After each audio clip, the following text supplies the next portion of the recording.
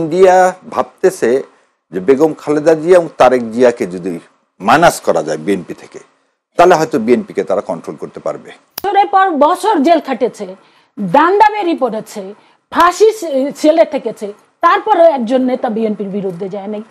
আপাত বললেন দেশ নেত্রী বেগম খালেদা জিয়া সব দল মত সবকিছুর ঊর্ধ্বে। তার এই ঊর্ধ্বে ওঠার পিছনে একটা জিনিস আছে, সেটা হচ্ছে ইন্ডিয়া তাকে কোনোদিন পারচেস করতে পারেনি। ইন্ডিয়া কোনোদিন তাকে পারচেস করতে পারেনি। তো যেহেতু ইন্ডিয়া তাকে পারচেস করতে পারেনি, সেজন্যেই সে সন্তান হারা হয়েছে, সে জেলখানায় পয়জন্ড হয়েছে এবং আজকে এই অবস্থা। কেন এই কথাটা বললাম একটু বোঝেন। দেখেন, তারেক জিয়া উনি একটা দল করেন, উনি ফিরে আসবেন কি আসবেন না সেটা ওনার দলের ভালো জানতে পারবেন, আমি জানতে পারবো না। তবে আমি একজন সন্তান হিসেবে বলতে পারি যে আজকে বেগম খালেদা জিয়া যে অসুস্থ, তাতে তারেক জিয়ার চেয়ে মায়া আর পৃথিবীর কারো বেশি হবে না, কারো বেশি হবে না এবং থাকবে না, এটাই স্বাভাবিক। এবং যে যত কথাই বলুক যে ওনার নিরাপত্তায় এই জিনিসগুলো আমি এইভাবে দেখি না। আমি কিভাবে দেখি সেটা একটু দেখি। প্রথম কথা যে আপা যে বললো আইন শৃঙ্খলা পরিস্থিতি যদি ভালো না হয় তাহলে আপনি ইলেকশন করবেন কিভাবে আর 2 মাস পর। তো আমার কাছে মনে হচ্ছে এই যুক্তিটা একটা খোরা যুক্তি। আইন শৃঙ্খলা পরিস্থিতি ভালো আছে এবং আল্লাহর ইচ্ছা অনেক ভালো আছে, কিছু বিচ্ছিন্ন ঘটনা ছাড়া।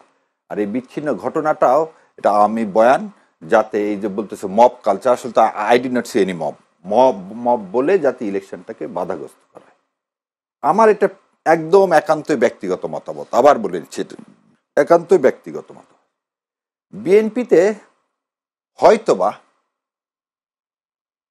ইন্ডিয়ান চর আছে, বা ইন্ডিয়া ভাবতেছে যে বেগম খালেদা জিয়া এবং তারেক জিয়াকে যদি মাইনাস করা যায় বিএনপি থেকে, তাহলে হয়তো বিএনপিকে তারা কন্ট্রোল করতে পারবে। আমি উইথ ডিউ রেসপেক্ট বলতেছি। এবং এটা যদি হয়ে যায় তাহলে তারেক জিয়ার জীবন কখনোই আশঙ্কামুক্ত হবে না। আপনি বলতে চাচ্ছেন দলের ভিতরে ইন্ডিয়ান চর আছে, যার কারণে ইন্ডিয়ান এজেন্ট থাকতে পারে, আছে, আমি এই কথা বলতেছি না, আবার থাকতে পারে। কারণ আমি আজকে সকালবেলায় একটা পড়লাম, এই পেপারটার নাম হচ্ছে ইন্ডিয়ান টাইমস না, ইন্ডিয়ার একটা কলাম পড়লাম, বোস বলে একজন লিখছে, এবং সে এখানে লিখছে যে ইন্ডিয়া বহু চেষ্টা করছে বেগম খালেদা জিয়াকে পারচেস করার, এবং তারেক জিয়াকেও অনেকভাবে চেষ্টা করা হয়েছে, তাকেও ভয় ভীতি থেকে শুরু করে সব কিছু দেখানো হয়েছে। কিন্তু যেহেতু সে জিয়াউর রহমানের সন্তান এবং বেগম জিয়ার সন্তান এবং বেগম জিয়া জীবিত, সেই জন্যে তারেককে কোনোদিন ইন্ডিয়া তাদের মতো করে পাবে না। এবং এই দলে হয়তো অনেকের, যেমন আমরা দেখলাম যে 5-6 জন লোকের নাম আসছিল যারা শেখ হাসিনার সাথে নিয়মিত দেখা করতো। যে এই এলিগেশনগুলো সত্য হলে মনে হবে যে এই দলের মধ্যে ইন্ডিয়ান কিছু আছে। কেন এই কথাটা বললাম? আজকে তো 2টা পার্টি, জামাত এবং বিএনপি। জামাতকে তো কোনোভাবেই ইন্ডিয়া নিতে পারবে না, এটা তো মানে এটা তো সত্য কিছু নাই। তাহলে বিএনপিকেও যদি না নিতে পারে, তাহলে বাংলাদেশে এই যে ওনার যে 15 বছর আমাদেরকে যে একটা কি বলবো প্রভিন্সের মতো শাসন করলো, এই শাসন করার জায়গাতে জামাতে তো অভিযোগ আছে, জামাতে যে আন্দোলন এখন করছে 5 দফা দাবিতে, তারা ইন্ডিয়ান এজেন্ডা বাস্তবায়ন করার একটা চক্রান্ত করছে, এরকম অভিযোগ আছে। এই উত্তর দিচ্ছে আপনাকে। তার আগে একটুকুন খালি বলে নিয়ে জামাতের ওখানে যাচ্ছে। তাহলে বেগম জিয়া এবং তারেক রহমান এই 2টা ইন্ডিয়ার জন্য একটা হেডেক।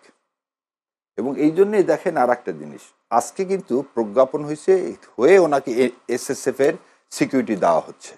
আগে যে সিকিউরিটি ছিল সেই সিকিউরিটি উনি 2টা পুলিশের বেশি কিন্তু পাইতেন না, এখন এসএসএফ দিচ্ছে। তার মানে কি গভর্নমেন্টও রিয়ালাইজ করছে যে না, his life is actually in danger.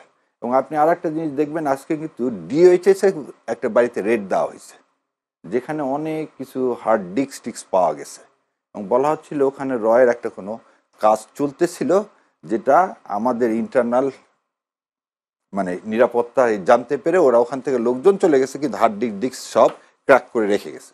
So তার জীবন নিরাপদ না। কারণ এই জিনিসটা যেমন সত্য, পাশাপাশি এটাও সত্য যে বিএনপি বৃহৎ দল, আগামীতে সে ক্ষমতায় যেতে পারেন এই ধারণা অনেকেই করতেছেন, এবং গেলে উনি প্রধানমন্ত্রী হবেন।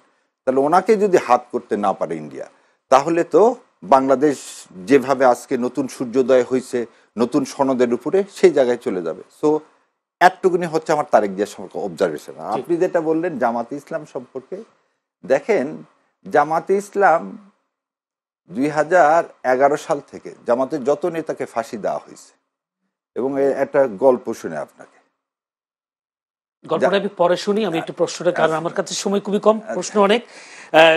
হেলেন জেরিন খান, এটা শোনা যায় যে দেশের ভেতর একটি শক্তি আছে যারা চায় না তারেক জিয়া দেশে আসুক।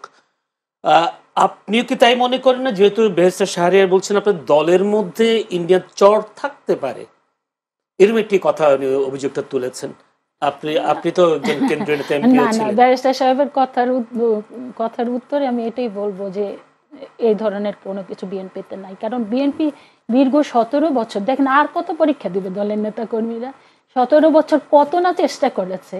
শেখ হাসিনাকে বস্তা ভরা হাজার হাজার কোটি টাকা দিয়ে এক একজন নেতাকে কেনার চেষ্টা করেছে। তখন তো শেখ হাসিনাকে পরিচালনা করতো ইন্ডিয়া। উনি এরকম ধারণা, এরকম বিএনপির বিভ্রান্ত করার জন্য অনেকে অনেক ধরনের, কিন্তু আমি একজন ফিল্ড লেভেলের, আমি একজন এই দলের প্রায় 40 বছর রাজনীতি করি, আমি এটা বিশ্বাস করি না।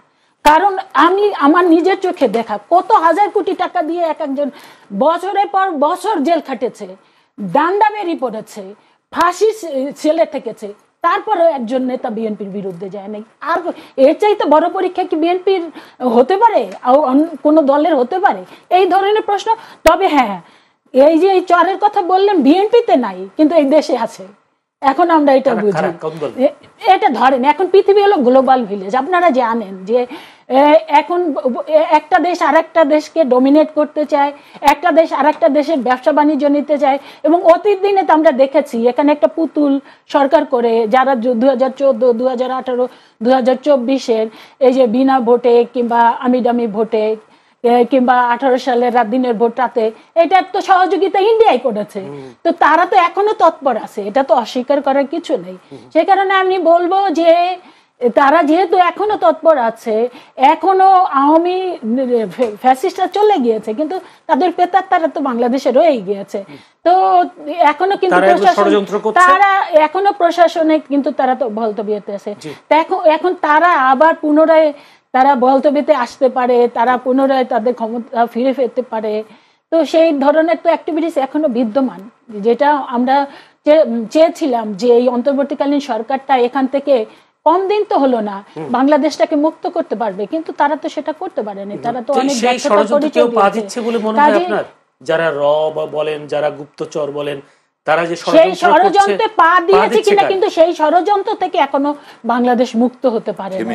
সেই ষড়যন্ত্রের ভিতরে এখনো বাংলাদেশ ঘুরপাক খাচ্ছে, সেখান থেকে মুক্ত হওয়া দরকার। আমাদের অনেক প্রত্যাশা ছিল এই নির্বাচনের মধ্যে দিয়ে একমাত্র সম্ভব এই ষড়যন্ত্রের হাত থেকে বাংলাদেশকে মুক্ত করা।